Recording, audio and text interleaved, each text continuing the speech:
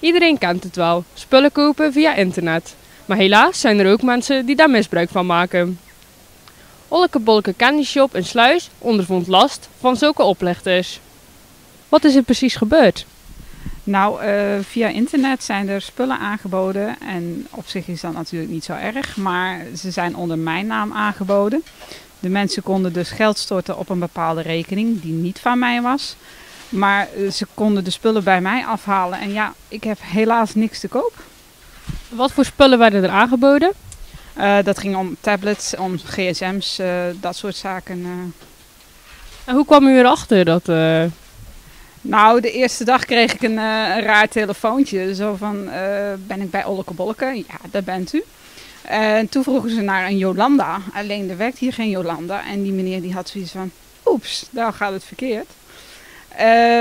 Ja, daarna kreeg ik nog een telefoontje. En die meneer die zei van, ga nou maar even op marktplaats.nl kijken. Want daar staan wat verschillende dingen aangeboden. En die mensen werken onder jullie naam.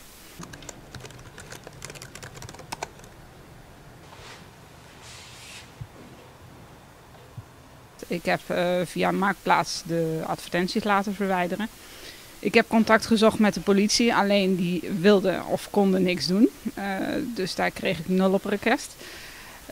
Ik heb via mijn eigen site aangegeven van wij verkopen niet dit soort dingen. En ik heb de PZC ingelicht, dus de lokale krant hier. En ja, zo gaat het balletje rollen. En hoezo wilde de politie daar niks mee doen? Ze vonden dat ik niet benadeeld was. Dus, maar ja, ik vind dat zelf eigenlijk wel, want het is toch een vlek op je naam. Vooral mensen die Olleke Bolleke zelf niet kennen, van verder weg komen. Die hebben zoiets van, nou daar gaan we maar niet meer naartoe, want we krijgen onze spullen toch niet. Heeft u er veel last van gehad? Ja, de eerste aantal dagen dat die advertenties erop stonden op Marktplaats, toen wel. Nu begint het wat te minderen. Ik heb nog wel een paar keer op de mail moeten zeggen van sorry, ik heb geen spullen. Als je betaald hebt, ga naar de politie en geef het daar aan.